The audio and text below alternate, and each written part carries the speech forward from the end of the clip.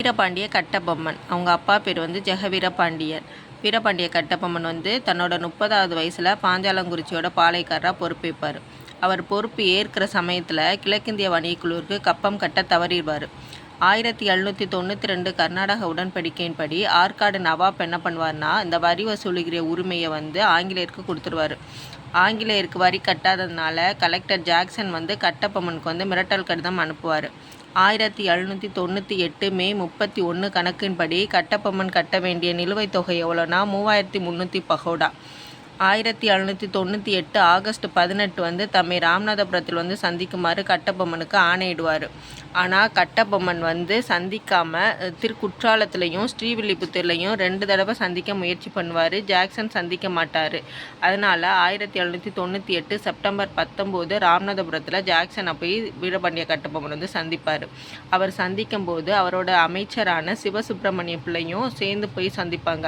அவங்க 2 பேரையும் 3 மணி நேரம் நிற்க வச்சுருப்பாங்க. அதனால் இவர் என்ன பண்ணிடுவார்னா, தனது அமைச்சருடன் தப்பி ஊமைத்துறையும் தப்ப முயற்சிப்பார். கோட்டை வாயிலில் மோதல்கள் நடந்து லெப்டினன்ட் கிளார்க் உள்ளிட்டோர் வந்து கொல்லப்படுவாங்க. சிவசுப்பிரமணிய பிள்ளை வந்து கைது செய்யப்பட்டு கட்டபொம்மன் வந்து தப்பிச்சு ஓடிடுவார். தப்பிச்சு போய் கட்டபொம்மன் என்ன பண்ணுவார்னா, சென்னை அரசாங்கத்துக்கு மேல்முறையீடு செய்வார். மேல்முறையீடு செஞ்சதுக்கப்புறமா சிவசுப்பிரமணிய பிள்ளை வந்து விடுதலை செஞ்சுட்டு ஜாக்சனை வந்து பணியிடை நீக்கம் செஞ்சுருவாங்க. கட்டபொம்மனை பிரவுன், வில்லியம் ஆரம், ஜான் காசர் மேயர் அடங்கிய குழுவுக்கு முன்னாடி ஆஜர்படுத்தி கட்டபொம்மன் வந்து குற்றம் இல்லை அப்படின்னு தீர்மானம் பண்ணுவாங்க. ஜாக்சனை பணியிடை நீக்கம் செஞ்சுட்டு அவருக்கு பதிலாக எஸ்ஆர் லூசிங்டன் அப்படிங்கிறவரை கலெக்டராக நியமனம் பண்ணுவாங்க. சிவகங்கையை சேர்ந்த மருது பாண்டியர்களுக்கும் பிரிட்டிஷாருக்கும் எதிராக தென்னிந்திய கூட்டணிவை வந்து உருவாக்கியிருப்பாங்க. அவங்க வந்து திருச்சி அறிக்கையை வெளியிட்டிருப்பாங்க.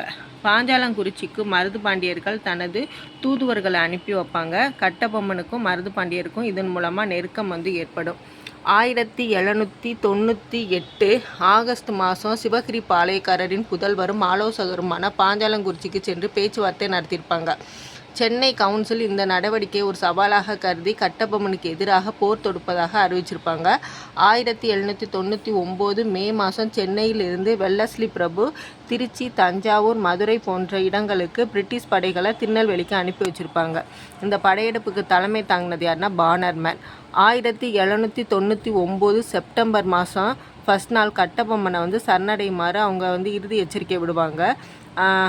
செப்டம்பர் 4 வந்து சந்திக்குமாறு அழைப்பு விடுவாங்க. கட்டபொம்மன் போகாததுனால செப்டம்பர் 5 கோட்டை வந்து தாக்கப்பட்டிருக்கும். செப்டம்பர் 16 வந்து பாளையங்கோட்டைக்கு மேலும் தளவாடங்கள் வந்ததுனால கோலார்பட்டியில் நடந்த மோதலில் பாளையக்கார படை வந்து பலத்த சேதமடைஞ்சிருக்கும்.